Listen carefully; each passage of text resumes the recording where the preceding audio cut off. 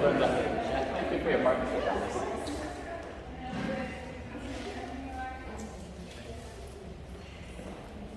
Good to see you. Thank you very much.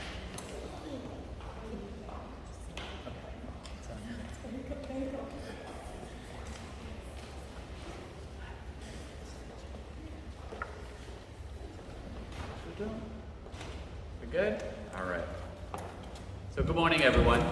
Thank you for joining us today as we have a really exciting and important announcement to make about an important partnership that has come together and will continue to come together over the coming year. You know, it takes a lot of people to make these partnerships work. So I want to begin by recognizing the people that are standing here with me, many of the community partners that have made it happen. First of all, I want to recognize Councilwoman Mary Kay Harris and Councilwoman Nerva LaFortune. They've been great partners in developing, supporting, and getting this project to where we are today. So thank you, Councilwoman. I also want to recognize Stephen Flores. He's the Managing Director at Rhode Island Legal Services. Great to have you here, Stephen. I want to recognize Christopher Sami Katundo. Did I butcher the name? We should have practiced that before. Samir Rotunda. He's the interim director at DARE, so thank you very much for your partnership on this. Brenda Clements, someone who I've known for a long time and really one of the leading advocates for housing in the state, the executive director of Housing Works for Rhode Island. Great to have you here. Brenda. We also have a couple other members. We have Eliza Warrenberg, old colleague of mine, and still a dear friend, director of the Pro Bono and Community Partnerships Program at Roger Williams University. We also have a staff attorney from the Rhode Island Center of Justice, Jordan McNew, who's with us here today. Jordan. So thank you to all of our partners, and thank you for everyone who's here. As I mentioned, we're here today to announce a new and our latest investment from the American Rescue Plan, the funds that have come from the federal government and allow us to invest in our community. This is a program for low-income Providence residents facing or at risk of eviction. And I'm very proud to be here today with all of our partners, particularly with Rhode Island Legal Services that's going to be leading the charge, and with all the partners, all the additional partners with this work. You know, it's becoming more and more apparent that we're in the midst of a severe housing crisis. Not only here in Providence, but frankly, almost everywhere in the United States. This is causing many of our neighbors here in Providence to face the possibility of either being priced out of our community or facing eviction and even homelessness in the process. With inflation and rising rents, that possibility is becoming ever more present and greater by the moment. And that's why I'm especially happy to be able to introduce this program, which builds on our past success with Rhode Island Legal Services in providing eviction defense services. Now I want to note, many years ago, beginning in 2003, I was a staff attorney at Rhode Island Legal Services, and I saw firsthand the kind of impact that having an attorney with you at court versus not having an attorney with you at court can have. Every day, attorneys at Legal Services are the difference between families staying in their apartment or being able to comfortably transition to a new apartment, as opposed to having all their stuff thrown out on the street and potentially sleeping in a shelter. That's the work that Legal Services does every year. And I also remember when I worked at Legal Services, I lived at 216 Carpenter Street. And this is back in I had just finished living at 216 Carpenter Street. This is in the late 1990s, early 2000s. The West End was in the midst of its conversion into the West Side, if you know what I mean. There was a lot of investment that was beginning to come to Carpenter Street. And I remember one of my favorite things is I would sit outside in the stoop and just read and kind of take in the neighborhood. And so I got to know the kids of the family next door. I got to know them personally, I got to know their parents. And it was very apparent that they lived a very difficult life. They lived in some form of extreme poverty, and oftentimes didn't have enough to eat. So I always felt just this close connection to that family because we were neighbors and we got to know each other. Many years later, after I finished law school and came back to work at Rhode Island Legal Services, lo and behold, they were my clients. They were my clients who had been priced out of the neighborhood, were facing eviction, and were facing the prospect of moving their entire family into a shelter. I remember diving into this work like I hadn't with any other, with a great deal of passion. Unfortunately, they did lose their house, but I was able to secure them several weeks' time so that they didn't have to spend that time in the shelter. So I've kept up with this family. I see them around every once in a while. We still talk about that experience of knowing each other and the experience when I represented them in court. And to this day, they tell me that they're incredibly appreciative because their life could have definitely gone south had they lost all their stuff, had to start from scratch, and live in a shelter. This is just one microcosm of everything they were seeing right now. That family being displaced is happening throughout our city right now. And yes, we can, we must, and we are doing a lot to provide more housing so that families can stay in our city. But unfortunately, many families do face eviction. When they do face eviction, we need to provide the support for these families so that they don't hit that kind of rock bottom that makes it almost impossible for them to dig themselves out of. That's exactly what today's investment in this program is going to provide.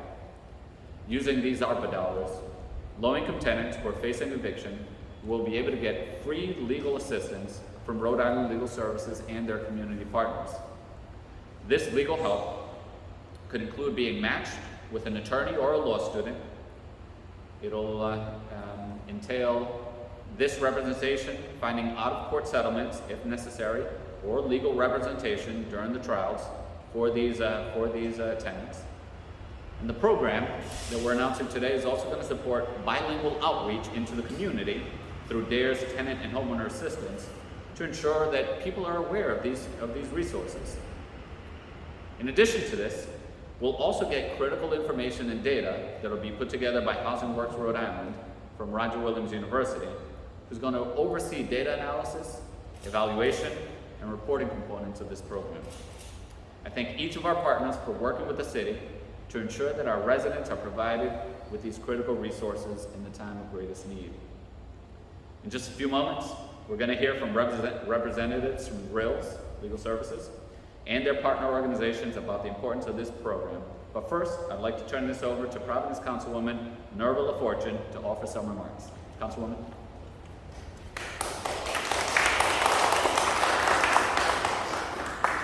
Thank you, Mayor Lorza, and thank you to all who are here, Councilwoman Harris, Brenda from Housing Works, Christopher, good to see you from DARE, Stephan from Legal Services, and everyone else. If I can't remember what's name, I'm so sorry, but everyone else who's here.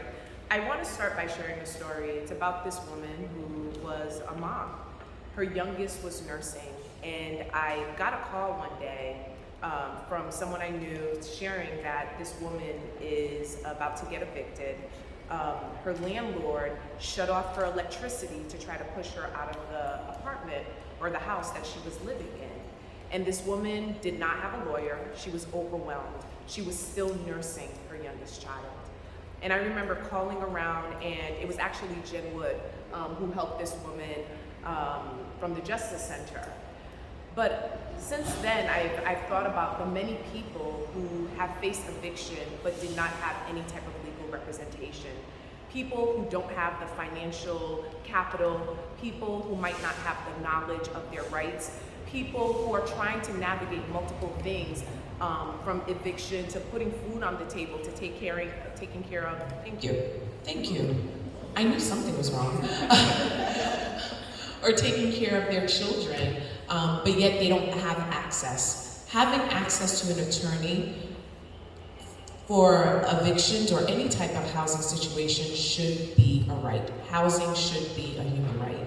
And I truly appreciate the mayor and all the partners who have worked on this initiative to ensure that people have access to a basic necessity so that they understand what their rights are. And perhaps the outcome might not be what they want, but at least they have someone to represent them when they're in court and someone to speak on their behalf when they cannot.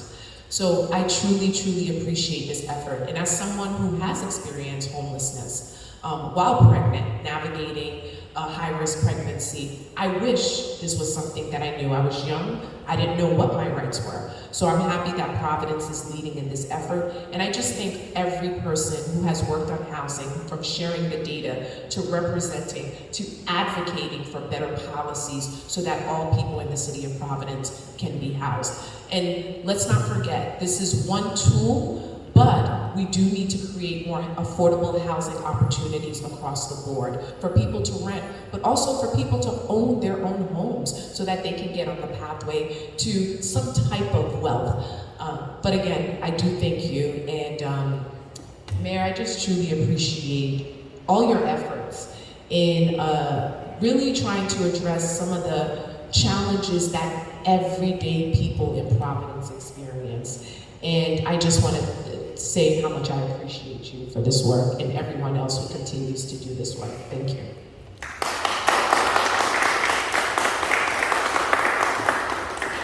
Well, Councilwoman, I'll say right back at you. You've always been first in line to support all of these initiatives that support our community that's struggling. So thank you for your leadership. As Councilwoman LaFortune mentioned, this should be a right.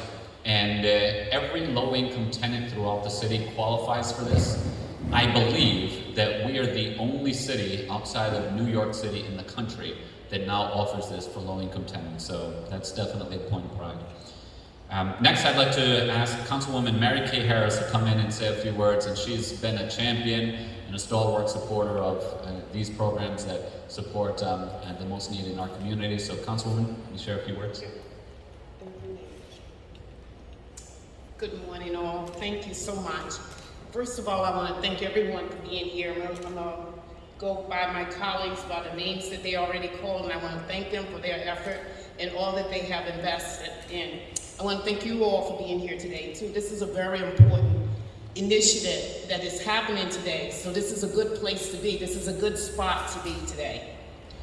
When I talk to my neighbors throughout South Providence, the neighborhood which I represent, there is no doubt that people are still struggling from what the pandemic left behind. The results of what the pandemic, this historical pandemic left behind. Many people are still trying to get themselves together. As you know, we go into the store to buy food. Food is, outrageous now, the price of food. Gasoline is also out of control. So we know that a lot of these things that our neighbors are going through is really hurting their pocketbooks. And so you will find yourself sometime in a position of not having money for rent. And maybe that might be your first experience of not having money for rent. And you may have a landlord that just don't want to cooperate. I've heard earlier, sometimes this is an initiative just to push people out. I've heard Councilwoman LaFortune say she's experienced that in some of her work in the community. There's many neighbors that themselves find themselves in this predicament.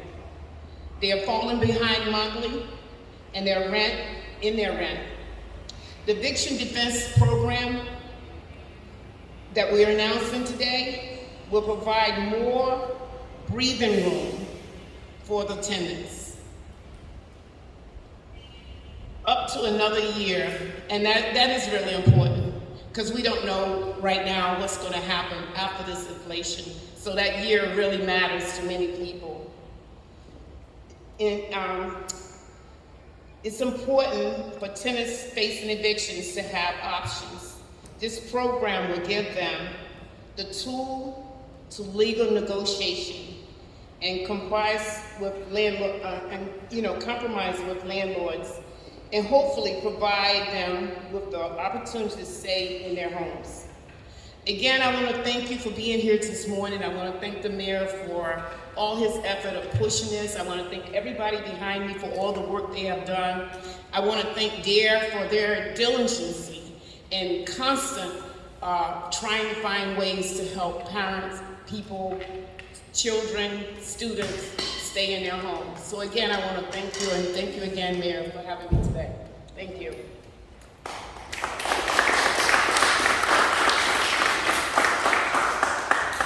Next, I'd like to ask Managing Attorney at Rhode Island Legal Services in the Housing Law Center, Stephen Flores, to share a few words. Thank you, Mr. Mayor. RILS is really happy to be the lead contracting partner with the city in this group effort. You've heard the partners, but I've got to start by giving them really great credit because they deserve it. The partners of the Rhode Island Center for Justice, DARE, the Pro Bono Collaborative at the law school, and they provide the law students, and Housing Works Rhode Island. When this group first got together, now probably about 2 years ago, there were really two facts that were driving this. First, it was that 90% of tenants facing eviction do so without legal counsel. Second, it's that landlords almost always have counsel. So when we got together, our goal was pretty simple. Find ways to increase access to legal counsel for qualifying Providence residents facing eviction. We did a number of things to do that. We augmented our eviction defense practices at RILS and CFJ, but I want to talk about something else that we did that we're going to be able to continue into next year thanks to the city's support. We started a help desk that is housed in the hallway of the Rhode Island District Court where the evictions happen here. And unrepresented tenants facing eviction can come to that help desk and get legal help from RILS or CFJ attorneys with the assistance of the law students on the day of their hearing. And when we started our work, that model had only been tried in a smattering of jurisdictions across the country. But now we know it works. While the help desk is no substitute for actually having counsel in advance, I'm really proud of the fact that as a group, we've been able to help about 1,000 families through the help desk once the help desk began. And you've heard, the numbers are great, but I don't want to get lost in the numbers. These are your neighbors. These are hardworking Providence residents who otherwise would have faced eviction without any legal help at all. So first and foremost, I want to thank the mayor and the city council for the continued support. We are very lucky to have a mayor who understands housing issues, but it's more than understanding. He's got the courage to act. I also want to give a shout out again to all the partners because this would not be possible without all of us working together.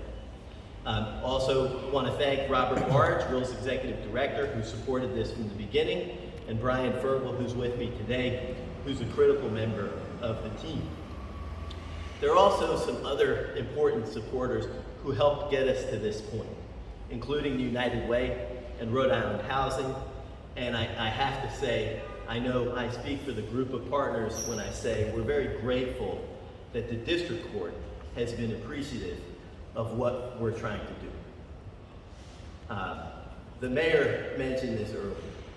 Our work can mean the difference between a family having enough time to find their next home or end up on the street or in a shelter. This work could not continue into next year without the support from the city and without all of the partners working together. So, Mr. Mayor, thank you for the support, and thank you all for the interest in what we do.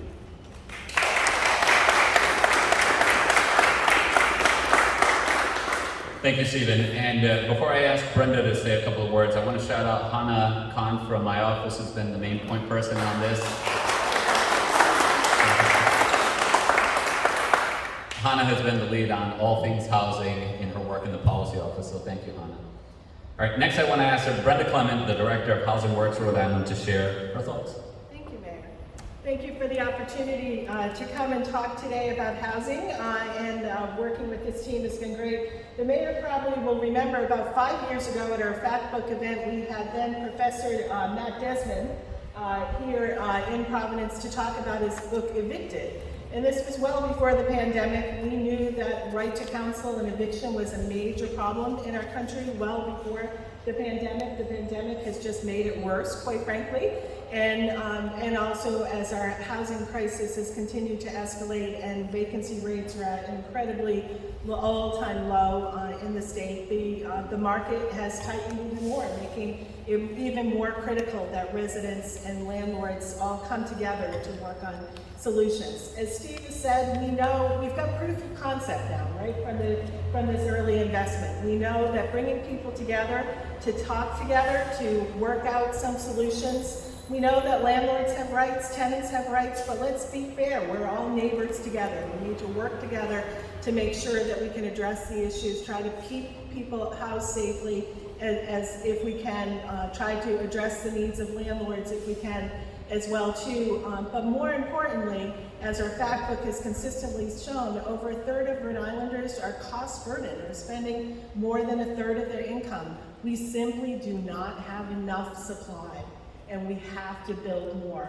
Providence is stepping up and doing more, but Providence needs to do more too, and I know the council members agree with me on that as well too. My own community in Pawtucket needs to do more. Every community needs to step up and look for opportunities to create and build more, both rental and homeownership opportunities. And then maybe at that point in time, we will not be talking about the eviction numbers that we're talking about. We'll not be talking about the thousands of people that are cost burdened. We are all neighbors. It drives me crazy when I think about it that just at the height of the pandemic, the people who our law students are seeing at the help desk were essential workers. These are people who are watching us in nursing home, our grandparents in nursing homes, and watching our children at daycare, taking care of us when we're sick in the hospitals. Why don't they deserve a decent place to lay their head at night? And that's what we have to continue to address together as well too, and look forward to being the data partner on this team, but also working with all of our partners to continue to advocate. We know as housing advocates that the path to economic opportunity begins at your front door, and everybody needs that safe place to get up from every day. Thank you.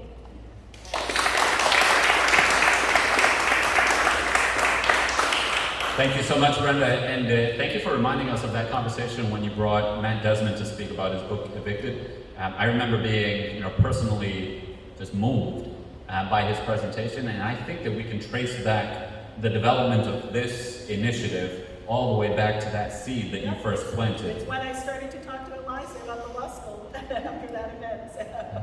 Excellent, excellent. While we're at it, we're really excited to provide this service to Providence residents, but there's no reason why this shouldn't be extended to every single Rhode Island resident, right? Because the need doesn't end at the city border, and perhaps this is a catalyst to get this initiative moving at the state level as well. So next, I'd like to welcome Christopher Samee Rotundo. He's the interim director of Direct Action for Rights and Equality. Christopher? Check this first. Is that good? Good, I'll lean in. So my name is Christopher Samee Rotundo. I'm the interim director at DARE now out of somewhat necessity, but I spent a decade as their housing organizer in what we call the Tenant and Homeowner Association. And so in 2009, I was in my early 20s.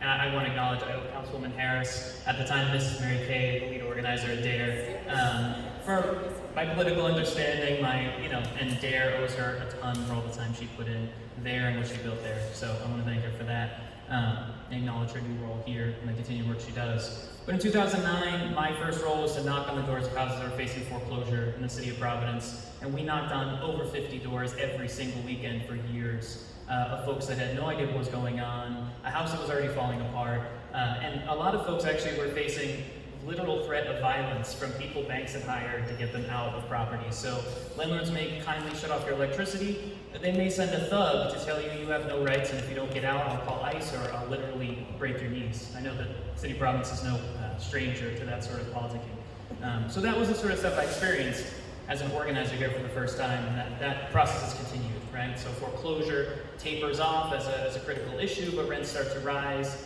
Ownership in land and housing changes, people rent to students. It's sort of, when we rely on the market to provide housing for folks, this is the result, and it's been the result for centuries. So, this investment in trying to prevent that, to forestall some of the immediate impacts and look towards the future, is long overdue, super valuable. I think at DARE, when we look at investments of dollars, we look at them as a statement of value. Right? You can look across the street there and see another statement of value, right? That's different than this one. So I think it's important, and at DARE we always try to say, what are those dollars for? Who are they for? Who are they going to benefit, right? In this case, all of these dollars, right, are actually benefiting the folks that need them most. The folks in the hallway in 6th District, the folks that we may knock on the door of. And at DARE, it's beyond individual cases of preventing eviction. The attorneys will be honest with you. Councilman LaFortune mentioned, or Steve mentioned, they buy them a few weeks, right, to move into a new place or find another apartment in this terrible climate, right, which is very unlikely to happen. Those stopgap measures for us at DARE are a way to build up the power and the knowledge and the self-advocacy of tenants so that there are no longer systems like this. There is no longer a question where a landlord can say, well, I just want to rent to JMU students, or I want more money and I know I can get it, so you're out on the street, right? That system is not tolerable, right? I think we know this, and I think we have to take these little steps towards a different system. And like my colleagues have mentioned, that system involves investing in actual housing that's actually affordable to the folks we're talking about, and is actually permanently affordable, and God forbid they might have some ownership in it, generate wealth from, right? Until we orient all our investments, right, all of the efforts that the city provides and that we provide as organizations and attorneys and individuals, until we orient towards that, we're going to continue to play these little games, right? To deal with foreclosure, and then the student housing crisis, and then the rent crisis, and then this crisis, one after the other. History shows us this. So I think if anything, I want to say this is an opportunity to continue this work, right? I'm grateful to the folks who are invested in this work, but as my colleagues have mentioned, it's not nearly enough, and I think we need to keep our eyes on the horizon, right, and what we want to see. So I'm grateful to you all. Thanks for having me.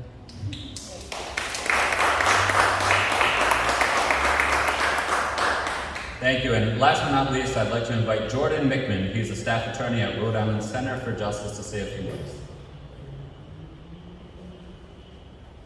Good morning, my name is Jordan Mickman. I'm the supervising attorney at the Rhode Island Center for Justice, and I'm here in lieu of Jennifer Wood, who I know wished she could be here today to thank the mayor and city council for this really major investment they're making.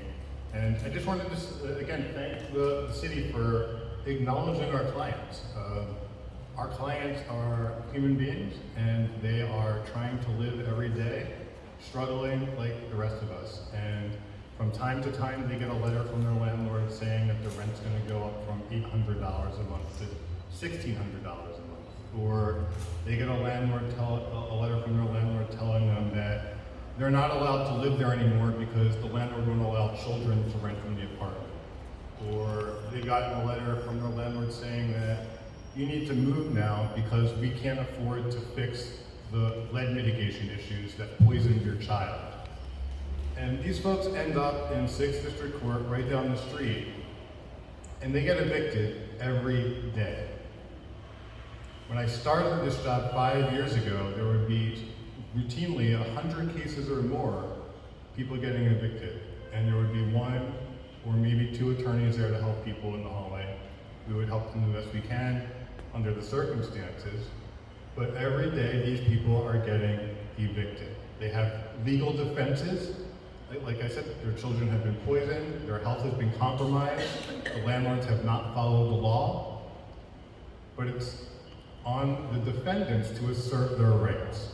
And our clients show up to court oftentimes under extreme pressure, trying to get to work, trying to get their kids to school, trying to get to medical appointments, and they need to get out of that courthouse and away from that building as quickly as they can. The stress and anxiety it creates is too much for them to handle.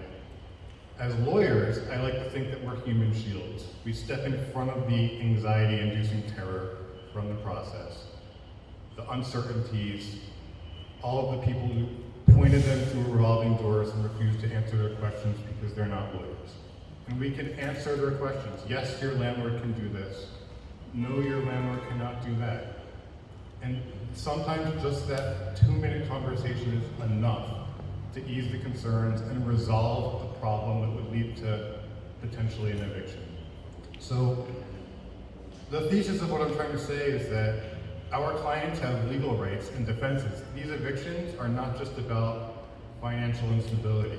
It's not about the recent COVID crisis. It wasn't about the mortgage crisis in 2009. It's about unaddressed substandard housing conditions that lead tenants into financial instability and eventually towards eviction. And this is an amazing first step to dignify these tenants and allow them to assert their rights. But I'm hoping that this is the first step towards addressing the greater substandard housing conditions, which in my opinion are actually driving this eviction crisis. So thank you very much to the City Council and to the Mayor. This money will be very well spent and is very much appreciated by everybody involved.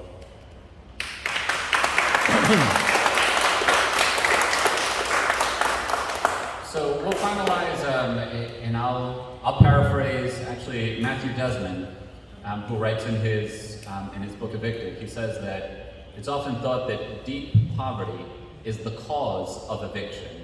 He says no, it's the exact opposite. Eviction is the cause of deep poverty. And anything that we can prevent our residents and our neighbors from falling into that quicksand of deep poverty, we should do. And this is an investment that the city's making to try to prevent that. So that's the end of the speaking program. Any questions on this? Sure, Attorney Flores. Quick question, can you speak to our listeners about the impact that the mere presence of a qualified housing attorney will have in serving as a catalyst, whether it be at your help desk at the last minute or on a more proactive basis? What does it say, and what is the natural result of having someone qualified for the law right there in the middle of it? Sure. Well, what our attorneys and CFJ's attorneys can do on the spot oftentimes is find technical defenses that the tenant may not be aware of. We may be able to help the tenants negotiate a more equitable deal. And I think it sends the message to landlords and landlord attorneys that someone representing the tenants will be watching. So there's less of a likelihood that obviously flawed cases are brought in the first place. Thank you. Quick question for the Mayor. On a broader level, you've served as a housing attorney, you've served as a judge, and now you've served as a mayor. Is there a need, based just on this conversation, for some type of legal effort that mirrors on a civil basis the public defender program here in Rhode Island? That's exactly what we're hoping to establish. This funding is going to provide an effective right to counsel on eviction cases, and I've seen it firsthand. The value of having one of these folks represent you in court can make an entire difference in the trajectory of a family's life. So hopefully this takes us a step in that direction. Thank you. Nina? Yeah, I'm just wondering how many people you expect to be able to help with the money you've allocated, and other sort of detailed question, how people actually access those things. Sure. So first, in terms of the number, based on this level of support, I think in the next 12 months we expect to be able to help 1,400 or 1,500 Providence residents. And in terms of access, folks can access wills by getting us online, using the phone, catching us in the courthouse. I know CFJ has similar intake capabilities. And we try and be out in the community as much as we can. So, but the easiest way, the most common way for people to get in our pipeline is by picking up the phone and calling us. And the number is 274-2652. There's also information about the program on the Rescue Plan website, which is pbdrescueplan.com. And I was a bit shocked by that number, 14 to 15,000, you said? 100. 14 to 1,500, okay. Anyone else? All right, thank you all so much. All right, thank you everyone.